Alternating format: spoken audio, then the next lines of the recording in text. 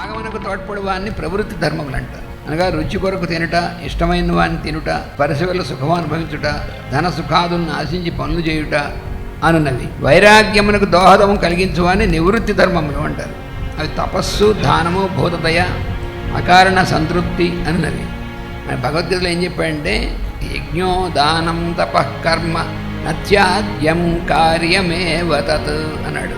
యజ్ఞము, దానం, తపస్సు అనేటువంటి నత్యాద్యం, వీటిని వదిలిపెట్టడానికి వీల్లేదు, కార్యమేవ, చేసి తీరాల్సిందే అన్నాడు. అలా మరి కంపల్సరీగా చేయాలని చెప్తున్నారంటే ఎందుకంటే యజ్ఞోదానం తపశ్చైవ పావనాని మనీషిణాం. యజ్ఞము, దానం, తపస్సు అనేటువంటి ఈ మూడు ఎందుకు భగవంతుడు పెట్టాడంటే పావనాని, ఏ రోజుకు ఆ రోజు నిన్ను నువ్వు ప్యూరిఫై చేసుకోవడం కోసం ఈ మూడింటి వల్లే సాధ్యం అవుతుంది.